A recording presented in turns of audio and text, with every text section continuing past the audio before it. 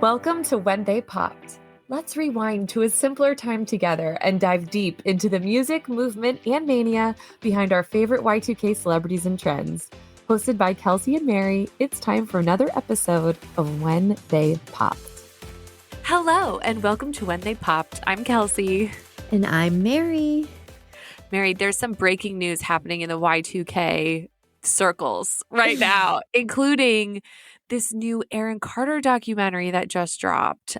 I know you saw it. I haven't seen it yet. I really need to know your thoughts, feelings, comments, concerns. I thought it was good and bad. You know, it's done by ABC, which means it kind of has that like newsy twist to it versus it being done by like HBO or even Netflix, like a little bit removed from like the cable networks. But it was good. You know, it was interesting seeing AJ talking about his connection to Aaron. I assume Nick approved it. Right. I was going to say, like, why do you think that AJ appeared on it? I feel like Nick would have gotten a lot of hate if he was on it, because even just looking at like just passive, just scrolling comments on social media, a lot of Aaron's fans are putting some blame on Nick and just saying really ugly things that I don't think anyone would want to be subjected to after they lose a family member. So I wonder if that was sort of a decision on Nick's part, so he wouldn't look like he was like benefiting in any way. Not that you're benefiting, but you know what I mean. And like it may still be very difficult for him to talk about as well. You know, Right. I think you're right. There's probably a couple more than one reason as to why it wasn't Nick, but it's interesting to hear these like conversations that AJ and Aaron had and how he tried to help them. And it just seems like, you know, you can't help someone who isn't in a position or able or wanting to help themselves as well. It seemed hard for AJ to talk about it. His baby mama, Melanie Martin, was on. They showed his son, Prince, who is literally his spitting image, which is always kind of sad to see. He looks just like his dad.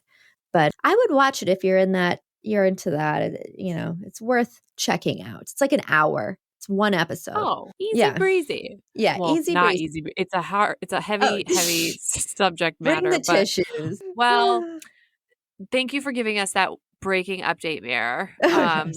It is important that we shine a light on all of the new things that are coming out in our orbit. So, on to the subject of today's episode. Over the last few episodes, we've talked about some really big names: Britney, Backstreet Boys, all the TRL chart toppers.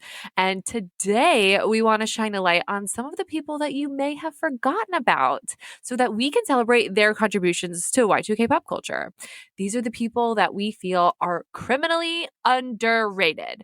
And as always, before we jump into our episode, quick disclaimer that we do not own or claim to own the rights to the songs or performances in this episode. The purpose of these clips is for commentary and critique.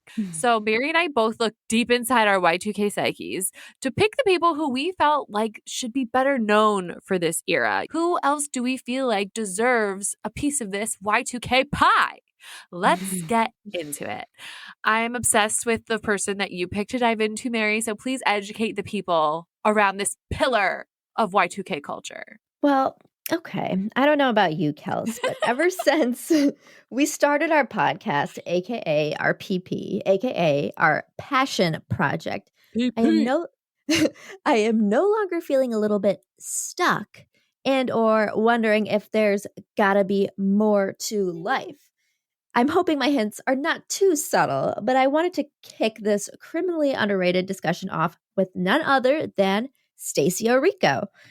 Kelsey, were you a fan of this Christian singer turned pop princess who has since disappeared from the spotlight? Wait, I had no idea she was a Christian singer, first of all.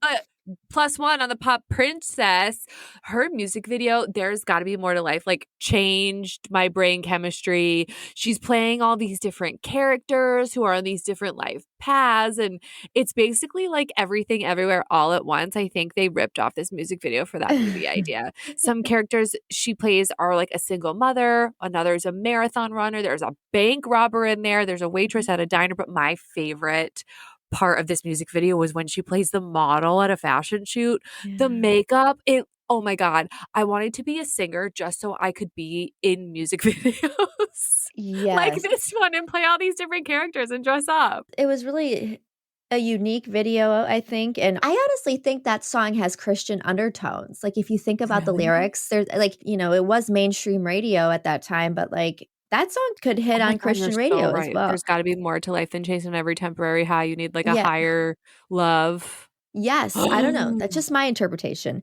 Oh But my God. I know. I thought this song was more about like those I'll be happy when people. I'll be happy when I get a promotion. I'll be happy when I Sure. make more. I'll be happy when I buy this dress. I'll be happy when I move to a new city because my problems won't follow me there. That's another really great way to look at it. And that's probably honestly what she was going for. I just think it could You're so easily right. translate into different genres. You're But so right. That's the last place my mind ever goes is a I know. religious No, playlist. So that makes sense. I had never thought of it until I learned more about her background. And I was like, oh, her last album before this was a Christian one? Okay, well, this song What? kind of seems like it could straddle. Is she like the female Brian Littrell? She very well may be, Kels. But Tell me more. for me, it was I get the notes from stuck in my head, literally. It's like that frantic like violin with like a siren suddenly in the background. It's like, and it's like,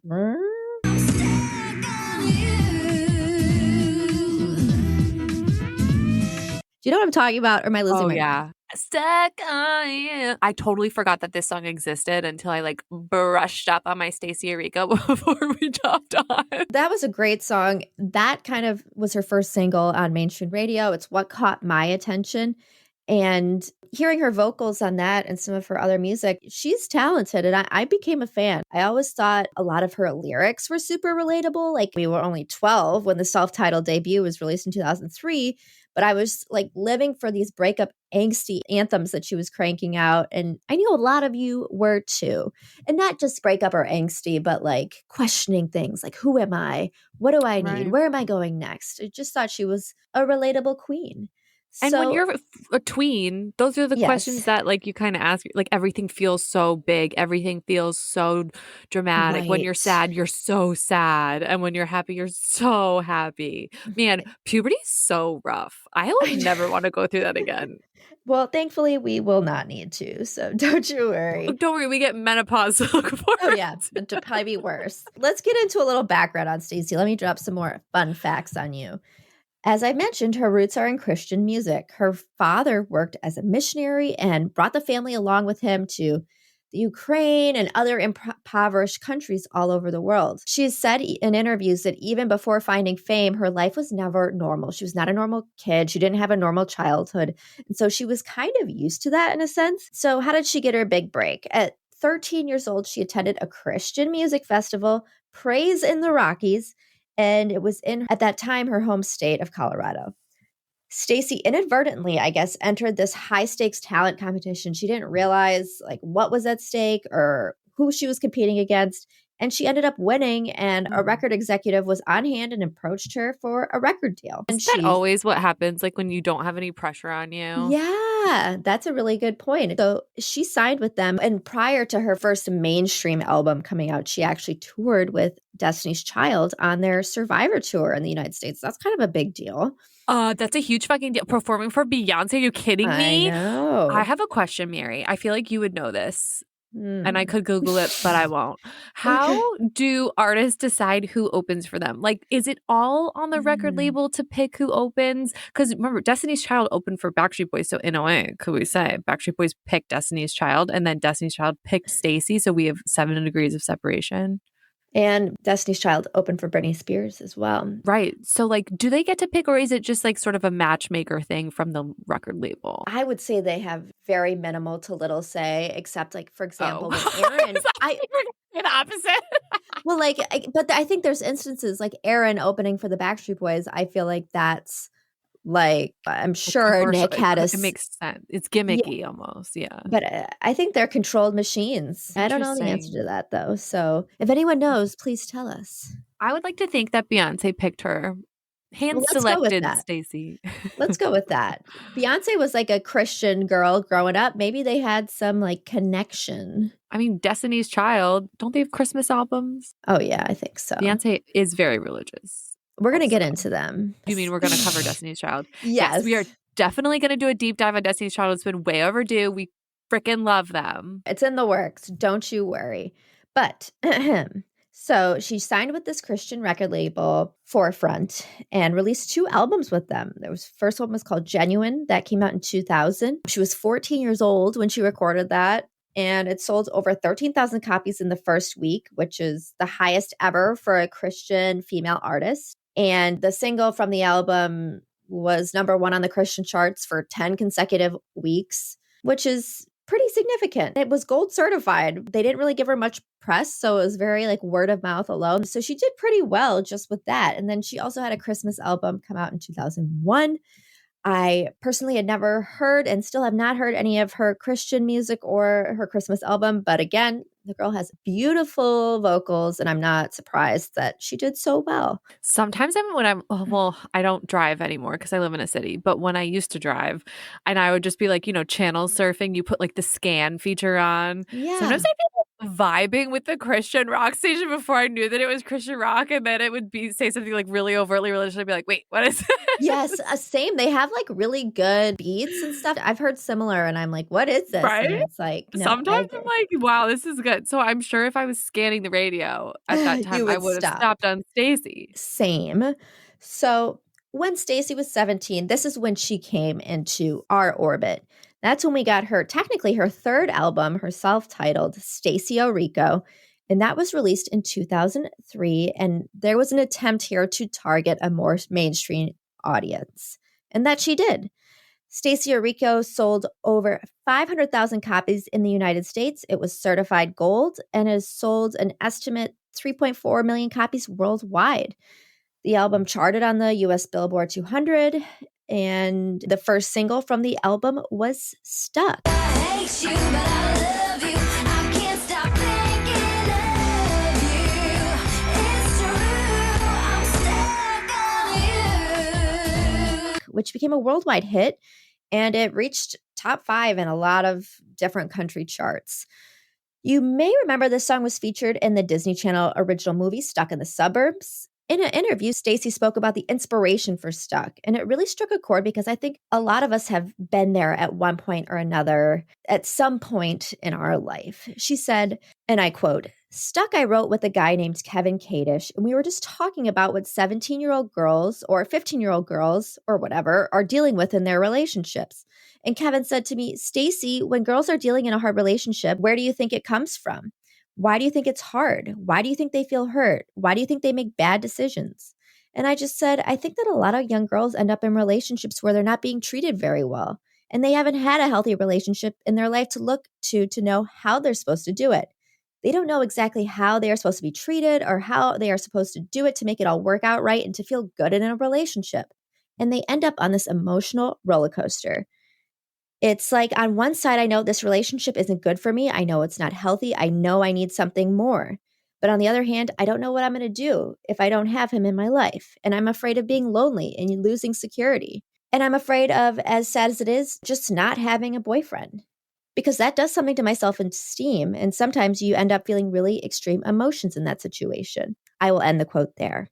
And I thought that really summed it up. Who hasn't been there? What girl, what anybody, what human hasn't been there in their life? They're in something they know that's not good for them, but they don't want to let it go because they're afraid of what's on the other side. They're afraid of starting over and the uncertainty. Again, she's a relatable queen. The music video, we are staying on theme here, is about a girl, Stacie, who is stuck in the cycle with a guy who's like obsessed with her, but also flirting with other girls, kind of a douchebag, rubbing it in her face. I love that it takes place in a high school and like on a school bus and at the dance. I feel like a lot of artists during this era wanted to make their music videos much more mature and make the subject matter more mature, like age themselves a bit. But this is Stacie sticking true to who she is, and we love that. And fun fact, the D-bag boy in the music video is played by her cousin. Oh, what? I know. Fun fact, right? So I don't think they kiss or anything, but it's just her like rolling her eyes at him and him like flirting with girls in front of her and then like chasing her. So Stuck was a huge success. So they followed up with the single, There's Gotta Be More to Life. There's gotta be more to life than chasing down every temporary high to satisfy me. I know. Another amazing song, truly, which peaked in the top 30 on the Billboard Hot 200.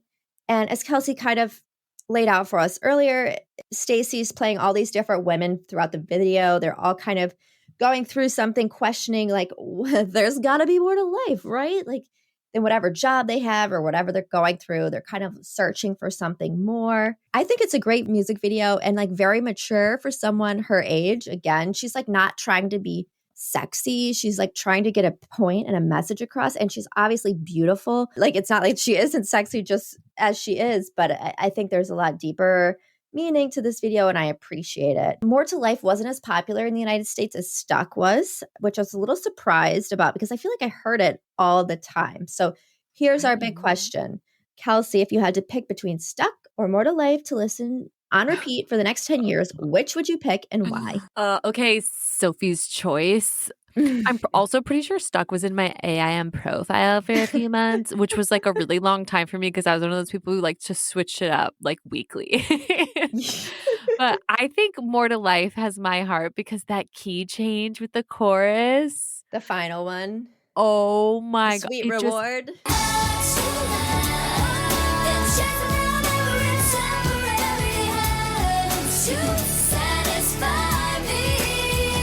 The Sweet Reward. Every time I hear it, I just get so freaking excited. I like in Stuck when on the final, every now and then when I'm all alone, she's like, she changes the way she says telephone. She's like, I've been wishing you would call me on the telephone. You know what I'm talking about? Yeah, it's like offbeat. Yeah. Yes. Every now and then when I'm all alone, I've been wishing you would call me on the telephone. I've been noticing that more and more in songs like the final chorus, like, or final bridge, how they kind of switch it up. But I love it. I live for it. Which one would you pick? I don't know. I'll take Stuck since you took More to Life. How about that? Stuck felt so satisfying to sing when you knew all the words and you got them right. Every now and then, when I'm all alone. Like she talks so fast, it feels so satisfying. I love But it. as a car scream until like you feel lightheaded song. So after the release of her self-titled album, she got a little flack from her fan base. She had to answer some questions, explain herself to some of her Christian fans who were worried she was trying to shake her formerly Christian image. She responded that she was still a Christian, but wished with music that she didn't have to have a label. You know, she just wanted to be an artist. She didn't want to be pigeonholed into a genre. Like, I get that. Hello, that makes sense. Just because she's not singing Christian music doesn't mean she like isn't Christian anymore. Leave her alone. So in 2004, Stacie received a nomination at the Grammys for Best Pop Contemporary Gospel Album. But snub alert, the award was given to someone I've literally never heard of, Michael W. Smith, question mark. Also interesting That's that the most generic name of all time. Michael Smith. I also found it interesting that that is how her, I don't know who categorized this album, but like that it was a pop gospel album. Just seems like another great question, Mare. How do artists pick their opening acts on their tour? And how are they decided by? like I wonder if it's like they think that they'll have a better chance of winning something if they put it in a certain category. right. Like, so Or is it up to the artist or is it from the I'm sure Academy? it's That's the what record label. Yeah, like label. because I'm sure it goes into like some division, right? So she didn't get that. And there was obviously just the whole whirlwind from this album release and becoming more of a mainstream artist. So after 2004, Stacie decided to take a bit of a break from music. She actually moved back to live with her parents who were then living in Seattle and got a regular day job. She is a self-proclaimed homebody and didn't have any interest in dabbling in that celebrity teen socialite scene. Stacie commented that she spent some of her most pivotal developmental years of her life in the music industry. And she commented that as a result, the entertainment industry was becoming her entire identity. And she knew she needed to take this time off, this break, to find out who Stacie Orrico is outside the entertainment industry. I think that's pretty damn mature for an 18-year-old who has just had a taste of fame, celebrity, and success. Yeah, find me in the club if that was me. Goodbye. Like, where's Paris Hilton? Let's go. Yeah, I'm gonna go buy a Ferrari in my Juicy Couture. Like, ta-ta. I give her a lot of props. I feel like so many child or younger celebrities at the time should have and could have made that decision and didn't, and it didn't end up as well for them. Well, good for her parents also, like, and the people around her who like let her do that. I feel like other people like Britney, they were kept too busy. They weren't allowed Exactly. to take a break or quit or anything. Exactly. Right, but when you think about allowed, like who's allowing, when you're 18 years old, you can decide what you That's want to true. do. So I think that she just had a really good support system around her who let her recognize her own power. That's a really good point. It sounds like she had a good family. So she took this break about 2004 to 2006. And in 2006, she announced a new album called Beautiful Awakening, which was set to be released in August of 2006. However, for reasons that we still don't know, the release of the album was postponed in the United States. In an interview, she had said that the album was one of the best albums she had worked on and it was a very personal album. But of course, this is the era of internet leaks, and once again, the entirety of Beautiful Awakening leaked online. And so the label released it instead in the United Kingdom and Japan, and it did okay, but not great. However, the first single, I'm Not Missing You, went on radio in June of 2006, but due to little promotion, was re-released again in October. I know I'm usually hanging out. I used to hate to see you gone. It's different. I don't even feel the distance. I'm not missing you. And here's another question. Add this to the list, Kelsey. Why do labels not promote their artists and their records? Like, if they promoted it, it would do better. It would make more money. Like, why don't they do that? I don't get it at all. But Stacie was a writer on this track, I'm Not Missing You. It's really good. I would suggest, if anybody hasn't heard it, check it out. It's in the vein of Stuck and More to Life. The song peaked at number 19 on the Bubbling Under Hot 100 singles chart. Okay, I have never heard of that chart, but I do know and love this song. Kelsey, have you heard it? No. You have some Stacie Orrico homework to go listen to this song. The music video, I just want to say, it shows Stacie happy. She's happy. She's not attached to anyone. That's kind of the theme of the song, I'm Not Missing You.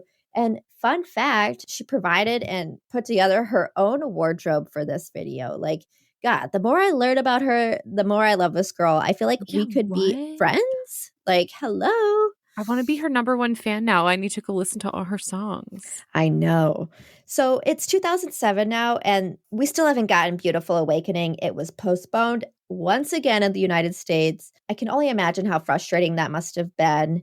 And then in March of 2007, she announced that she would be leaving her label and not releasing the album with them.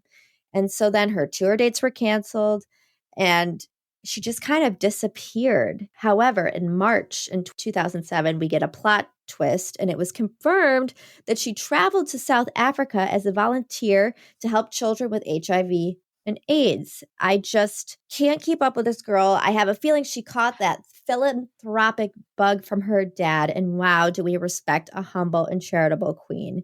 Did you know about this side of her, Kelsey?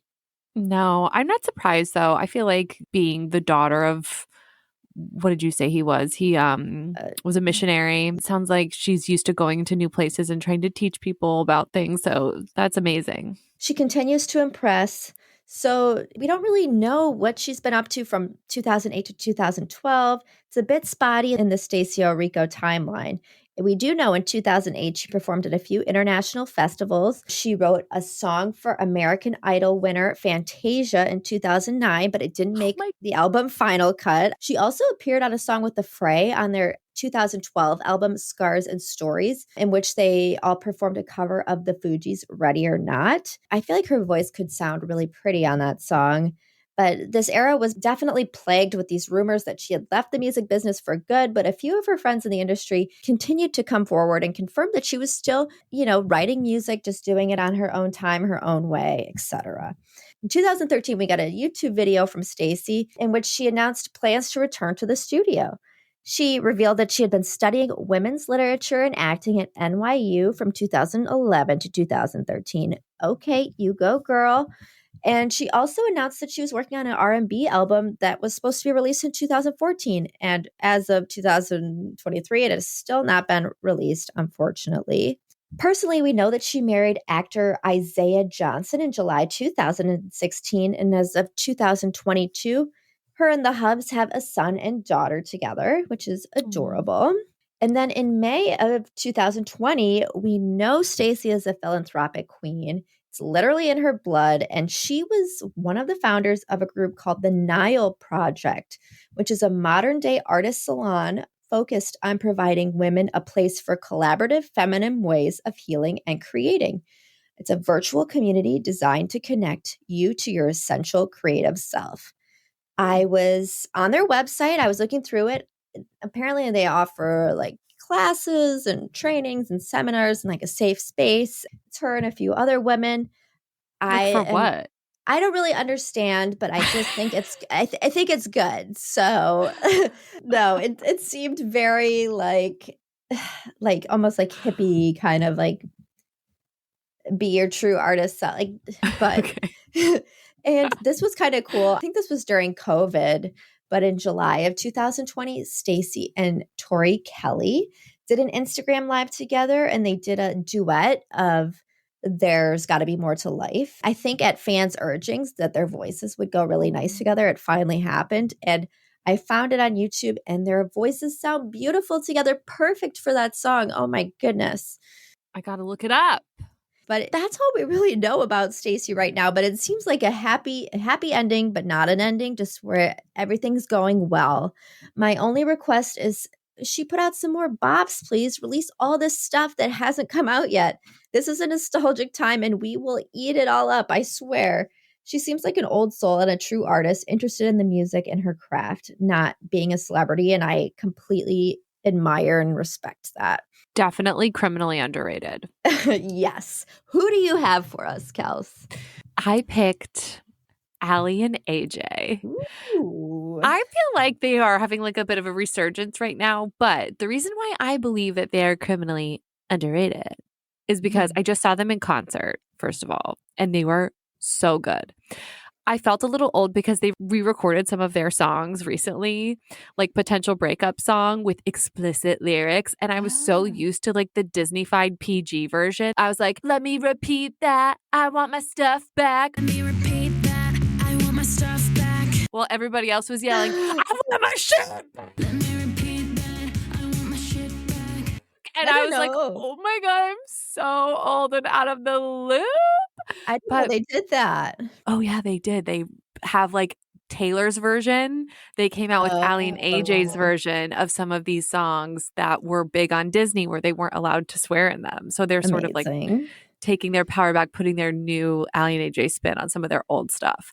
So the reason why I believe that they are criminally underrated is because when I told people I was going to see Aly and AJ, I was expecting for it to be like, oh my God, like, yes, I'll come with you. But a lot of people were like, huh? And they were like, oh yeah, like Potential Breakup Song. I was like, oh my God, they're known for so much more than that. And it was kind of hard to get people excited about it. And that is why they are criminally underrated.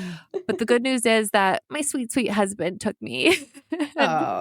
My wish for every one of our listeners is that you too fall in love with somebody who will take you to go see your favorite criminally underrated star 15 years after you missed their concert in high school. He's such a good sport. And if I remember correctly, I think I sent you their concert dates because I saw they had a show in your town. And I was like, if we are not traveling for the Backstreet Boys this weekend, you need to go to this. I was very jealous and had FOMO.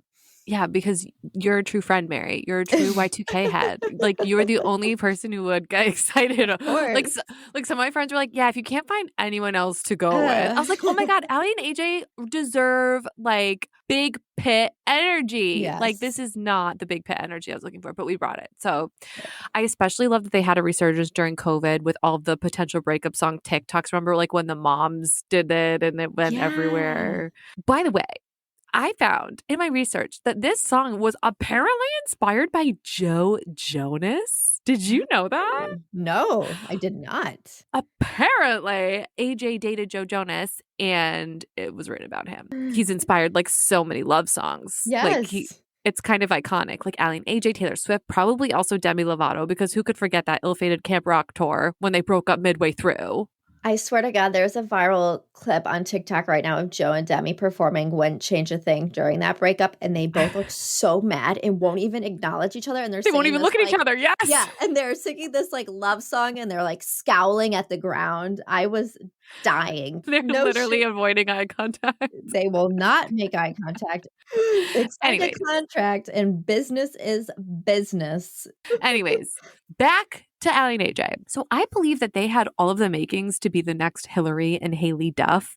They were Disney Channel girls. They were real life sisters. They were close enough in age to play characters who are besties, but also maybe sisters. Yeah. And even though they're touring today, we really don't hear too much about them after they popped in the mid 2000s.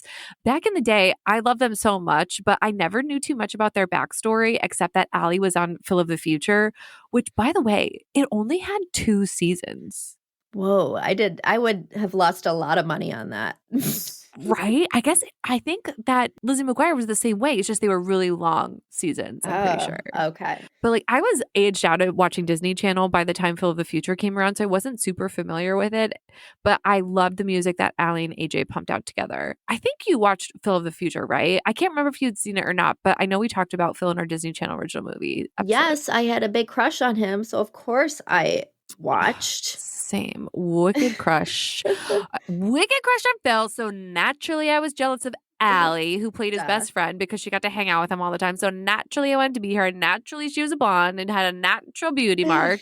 So I was just so jealous of her, but I loved her music. And normally when I'm jealous of someone, I like go all Anne Hathaway and like am mean about them. But can I just say in my research that I found a recent Nylon article profiling them, and the author said this: their joy is viscerally contagious in only the way it can be when you've been building a parasocial relationship with someone for most of your life. Shout out to our episode about parasocial relationships because I am deaf in one with Aly and AJ. For the same reasons Dr. Theron identified my other parasocial relationships, because the nostalgia, and it persisted over time, and they caught me at a time where I was growing emotionally, mentally, spiritually, physically, all the things. And they're just such an important part of looking back on that like middle school, high school time for me, and I love it. Yes. So here's a brief little history of Aly and AJ, because I know you all want one. In 2004, when Aly was 15 and AJ was just 13, they signed a record contract with Disney-owned Hollywood Records. They had an audition. They performed 6 original acoustic guitar songs that they had written in their bedroom. Wow. That's so many songs. That's pretty incredible. I think AJ is our age too. So we were both like 13. I say this in every episode, but what the fuck were we doing when we were 13? Not writing acoustic songs. Nothing impressive, let me tell you. Trying to figure out how to stalk the Backstreet Boys in new creative ways. That's Pretty what we were doing. Their debut studio album, Into the Rush, was released a year later in 2005, and it featured total bangers like Rush,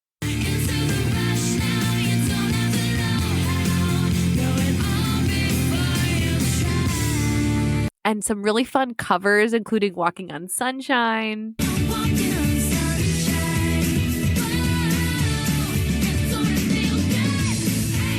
And Do You Believe in Magic, which was all over Disney Channel at the time.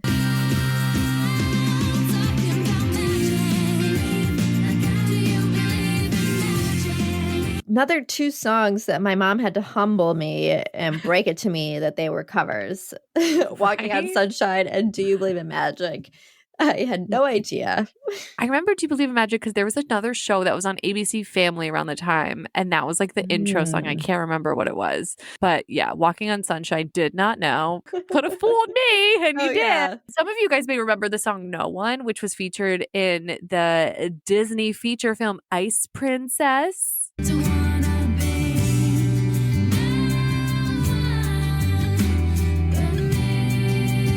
Did you see that movie?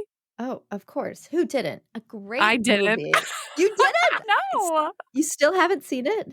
No. My best friend in high school was a figure skater, so I have a feeling she probably influenced me on this one. But it's Hayden Panettiere, Michelle Trachtenberg, Joan Cusack. It's a classic Disney movie. And honestly, you said their song No One was featured in it. I think getting your song featured in a Disney film back in the day was just like, okay, you've made it. You're in right now. Just like Stacie Orrico Stuck in the Suburbs. Yeah, you're so right. And it was like a closed loop on Disney. Like you were in a movie in movie theaters. So you would do promotional appearances for that movie. Then they'd play you on Disney Channel. You'd be in the music video, the little abridged music videos that come on in between shows. And then you'd be featured in the shows. And it was like a whole ecosystem where these stars were just pumped out. So this album was a huge hit. It debuted at number 36 on the Billboard 200 Certified Gold. And they close out the year 2005 by opening for the Cheetah Girls on the Cheetah-licious Christmas tour. So talk about that God. ecosystem. Do you know the song Cheetah-licious Christmas? Have yourself a very merry Cheetah-licious Christmas. I don't think so.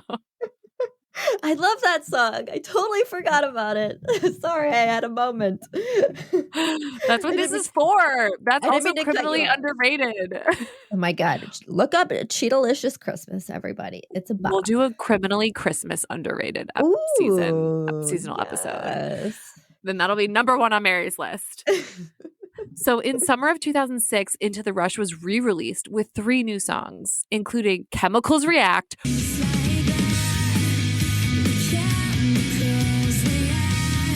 which is honestly, one of my top 10 songs ever. Like ever. Not Disney ever, not girl power ever, like ever. Wow. Did they perform that at their concert? No. Oh my God. I hit a sore spot. Okay. I was Rude. genuinely really Offended. upset by Yeah. it. I sang it at home very loudly with Michael as my audience. Good. He did Excellent. not love it.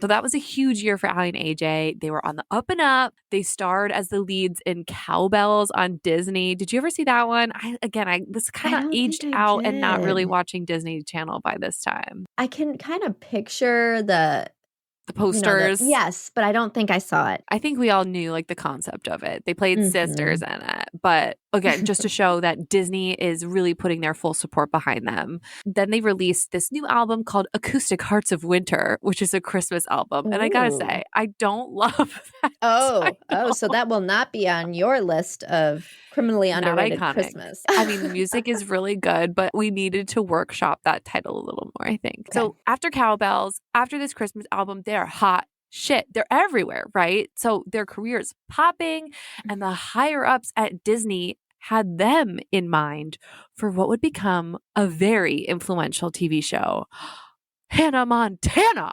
You may remember last year there was like a flurry around this because the casting director of Hannah Montana, Lisa London, revealed that the other stars that were being considered for the lead role, Taylor Momsen and Victoria's star Daniela Monet, were in the final 3 with Miley.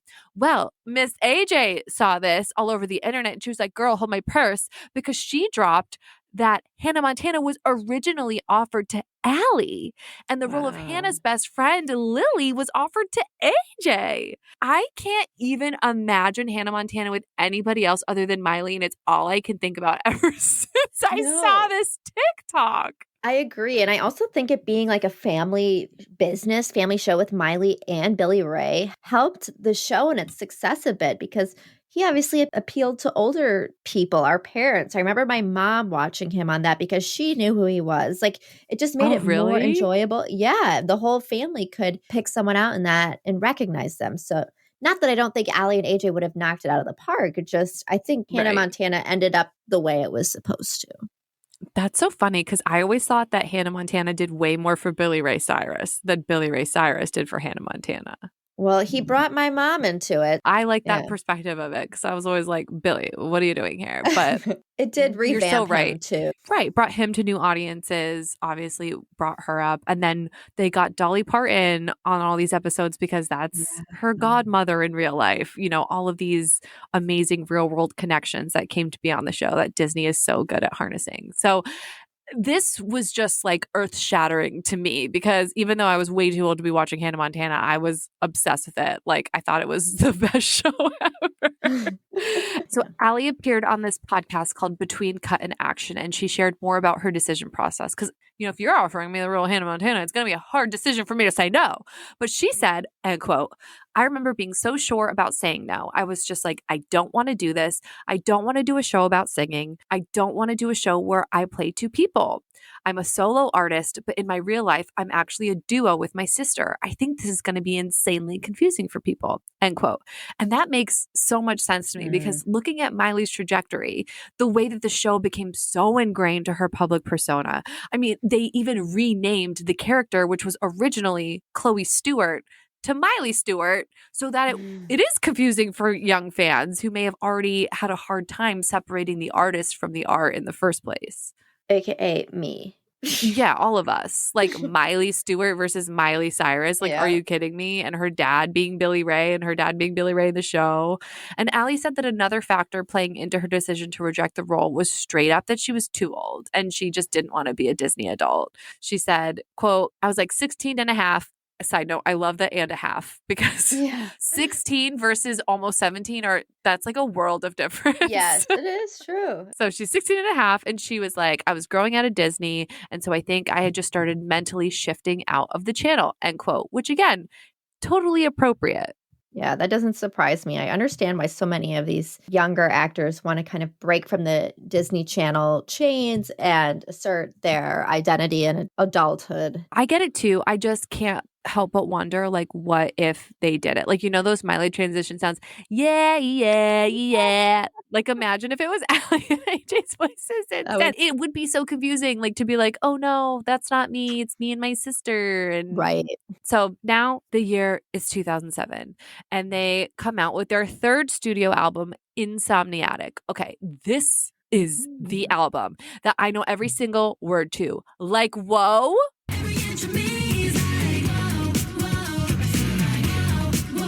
Bullseye? Division?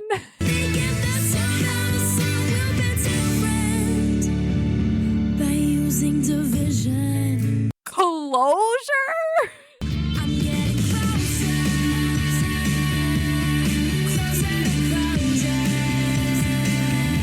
And potential breakup song.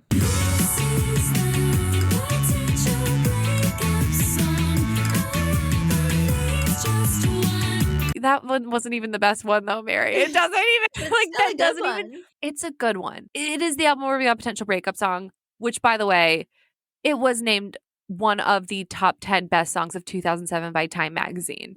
It came in at number 9. So that's a good segue because I wanted to give you some trivia, Mary. Oh, can you guess what other songs made this list in 2007 of Time's best songs of the year? This is a real time capsule. I was like squealing going through it. God, you don't have to guess all 9. Just try to throw out some early naughty oddies. It was like Beyonce on there? Nope. Okay, 2007. So, I was in middle school? Or no, high school. Yeah, okay, wait. What? Okay, let's see. Was Justin Timberlake on there? No. I'm going to put you out of your misery. I'll tell you. Okay, because we could be here all night. Number 1 was Rehab by Amy Winehouse. Oh. Number 2 was 1, 2, 3, 4 by Feist. Tell me that you love me more. 3 was Umbrella by Rihanna. Okay. I Get Money by 50 Cent was also on there. And Hey There Delilah by Plain White Tees. I like that one. That's a good one. Of course you do.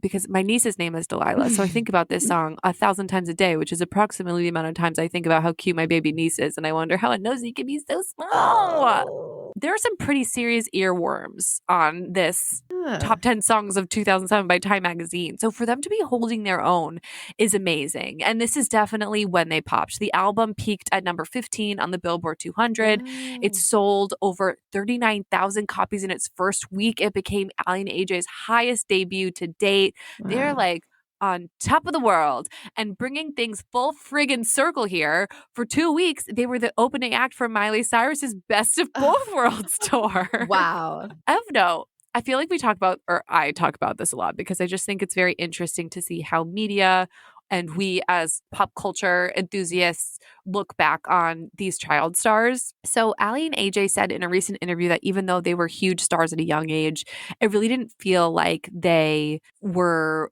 uprooted or had any of those moments that some other child stars have come to experience where they sort of lose themselves. And a lot of the coverage that I read about them said something very similar to what we talked about in our Amanda Bynes episode. Like, she didn't fall to the typical pitfalls that come on to young child stars. She's avoided all of those. But they said that most child actors don't have a sibling also experiencing the same success at the same time.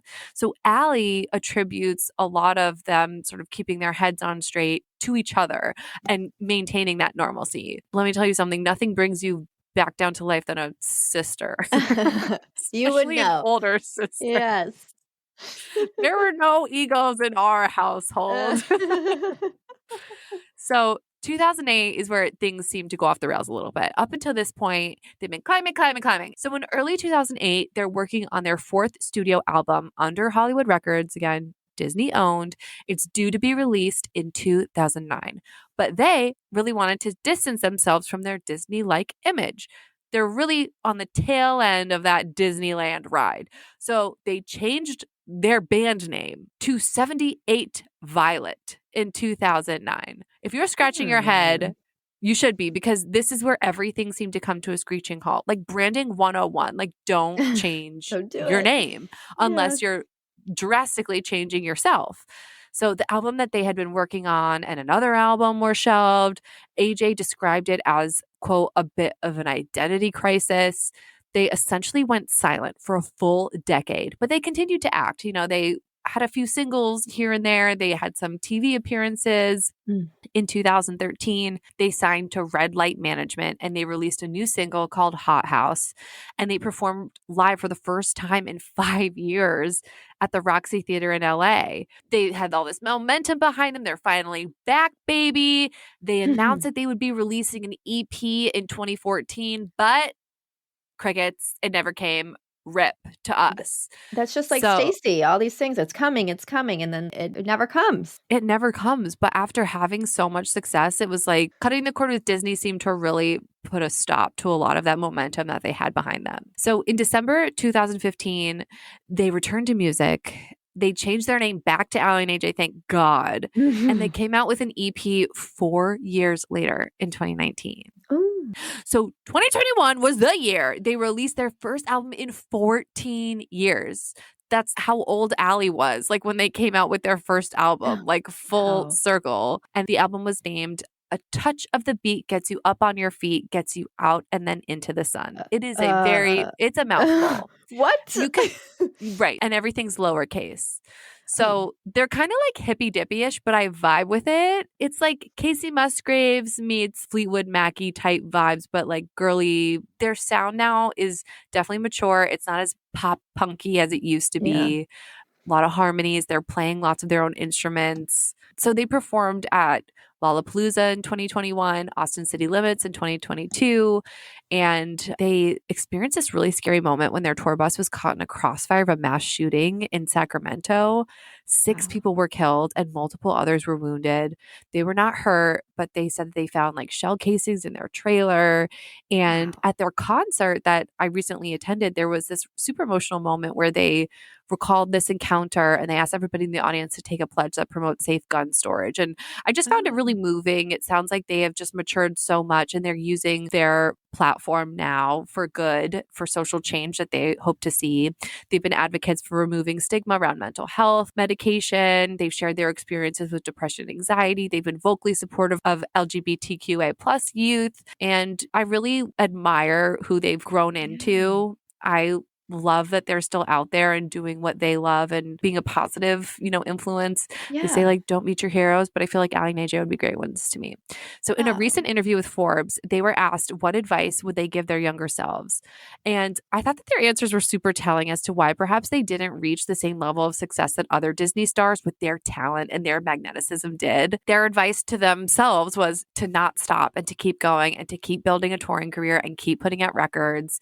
Aly said that I look back and I'm a little sad that there was a 10-year accidental hiatus, but I am also blessed for that time because I think it brought us to where we are now. Had they never stopped touring and putting out music, like Stacie Orrico, she took this self-elected hiatus because she wanted to. Aly and AJ seemed like it was not intentional. Yeah. Would we be discussing them as criminally underrated? Like maybe not, but I think it all worked out the way it was supposed to. Their stuff is really great now. I don't know if their sound would have matured as much as it did. I don't know. It's up for debate. We'll never know. But I just believe that Aly and AJ are criminally underrated. The fact that not everyone was like kissing my feet to try to get my extra ticket for their concert should be illegal.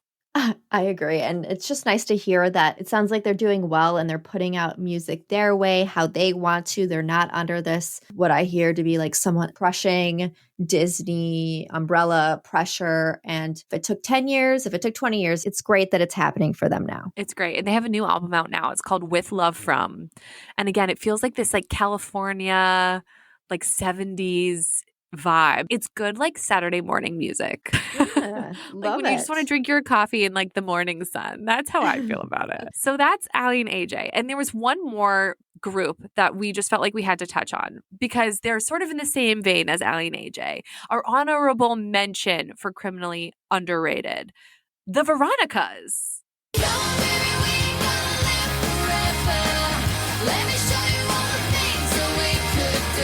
I feel like Forever was the ultimate banger of 2004. It's not over. Just like Aly and AJ and Stacie Orrico. It's not over. I still also put Untouched on all of my playlists.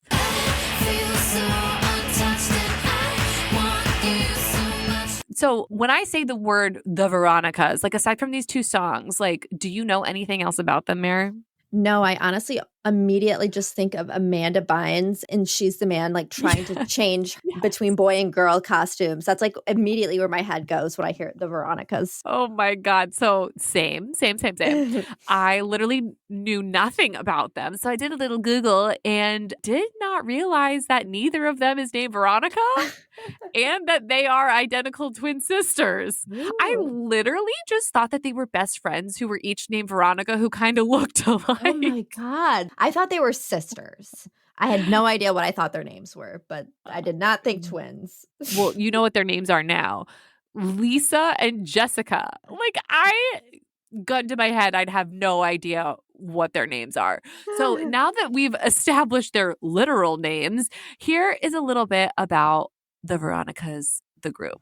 So they're an Australian pop duo from Brisbane. They started performing in 2004 under the name The Twins, which makes so much more sense. You can't imagine the relief I felt when I saw on their Wikipedia page that there was an explanation for why they're called the Veronicas. So here's what it said.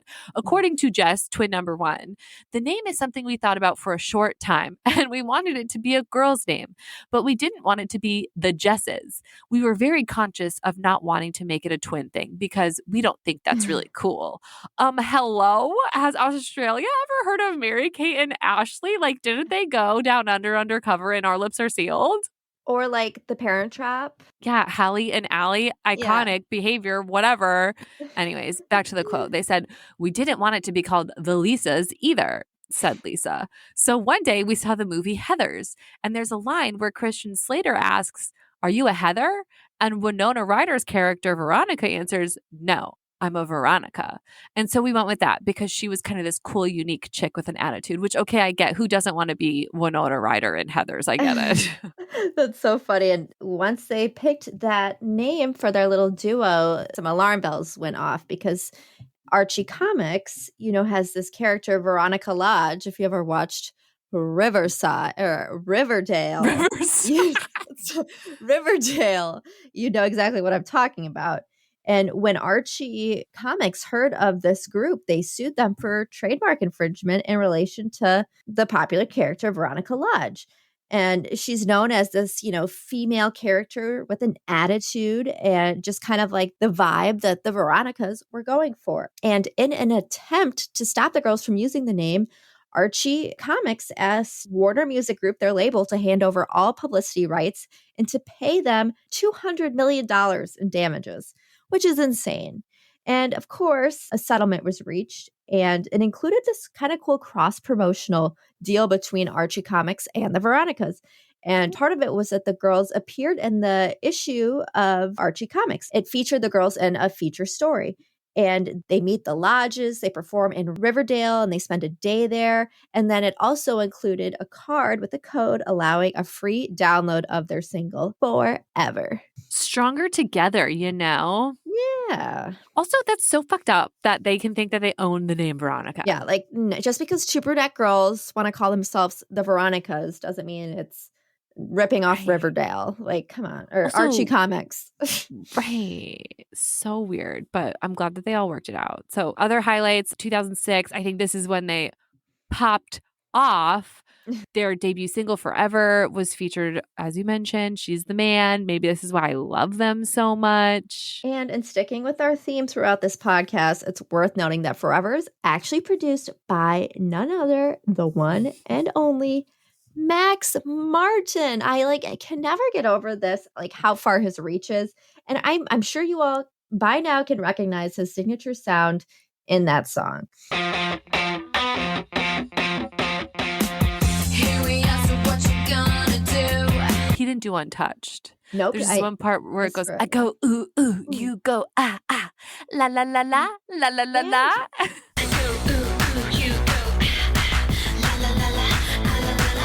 That And sounds the like intro, Max Martin lyrics. Yeah, and the intro to Untouched too is kind of like, those dun dun dun dun dun.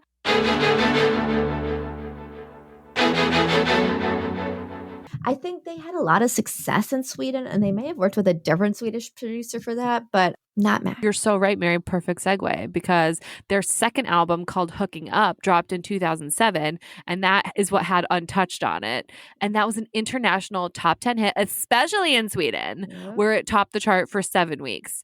And that song became their first single to chart the Billboard Hot 100. It debuted at number 62, and they're freaking popping off now. They became the first Australian artist to have a single certified platinum in the US with over 1 million paid downloads. Hello, iTunes bill that went to my parents and I got in trouble. That was some of those downloads were mine. And the same year, the girls also appeared on The Sweet Life of Zach and Cody in their episode called The Sweet Life Goes Hollywood. Ooh, I didn't catch that. I personally loved their songs besides, the ones we mentioned. Take Me on the Floor. Take me on the floor. Take it anymore. And Popular. Don't try to hate me because I am so popular. Oh, did you know those? Take Me on the Floor, the music video. Oh my God, it makes me cringe and lol at the same time. This was the era when it was cool to wear business casual in the club, and it's giving like college frat party basement, neon lights vibes. But after this, I really didn't hear from them much, and TBH, I kind of forgot about them except for literally just playing Forever and Untouched on all my pregame playlists. And I found out that it's because they went on a super long hiatus. Once again, they split from their record label, Warner Bros., in 2013. And finally, in 2014, a year later, they announced that they had a new record deal with Sony. And their third studio album finally came out that same year. Besides the music, let's go through this. They were also faces of a Calvin Klein campaign. They have their own unisex fragrance line called Untouched. They had a reality TV show on MTV Australia and a self-titled clothing line at Targets throughout Australia. And they're also known advocates in the LGBTQA plus community and wildlife protection communities. What can't these girls do? Well, apparently they can also be judges on The Voice Australia because they did that. And Mary, I saw that wildlife protection thing too. I saw that in 2006, they joined Steve Irwin's Wildlife Warriors Worldwide, which is a charity that helps like protect animals and their natural environments. Sustainable Queens. Also, side note, I was deeply in love with Steve Irwin as a child. Wow, that's a twist. Didn't everyone have a crush on him? I thought that was normal. No. What? I thought that if you like could hang out with Steve Irwin, you get to like hug a koala. I don't know. Well, okay. Now let's Thank you for crush shaming me, Mary. Well, I didn't know that Steve Irwin was a crush of A our total age group. babe. Yeah, Yes. he was. Well, let's spice it up a little bit. Did you know that the sisters hosted the ARIA Music Awards in 2016, which I think is an Australia award thing? I'm not 100% sure. And they gave a topless performance of one of their singles, In My Blood. I say topless, I mean they were legitimately topless with nothing on but red glitter body paint, waist up, which makes sense. In My Blood, like I get it. But these girls are badass. Also, to confirm, Mary, ARIA stands for Australian Recording Okay. Industry Excellent. I was pretty sure. And I was like, there's no way this would fly in America. So I think it's in Australia. So that makes sense. They're I so mean, badass. That was in 2016. Fast forward to 2021, they released an album called Godzilla on May 28th, 2021. And get this is so weird. 5 weeks later, the girls released their most recent album called Human on June 25th, 2021. How crazy is that? Like, I've never heard of a 5-week album cycle. They just seem a lot busier and active than I would have guessed. And I also love how hands-on they are. They have writing credits on almost every single one of their songs and on their albums. They are true artistes.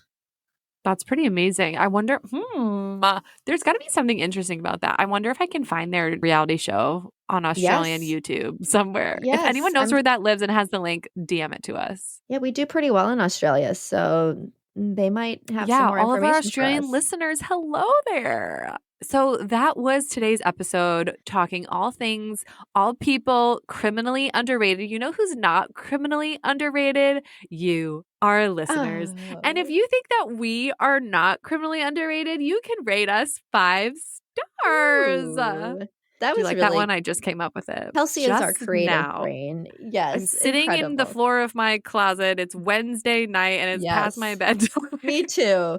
It's almost 9. It's time for grandmas to go to bed. You know what's not underrated? Going to bed early. No, it's not. It is so worth it.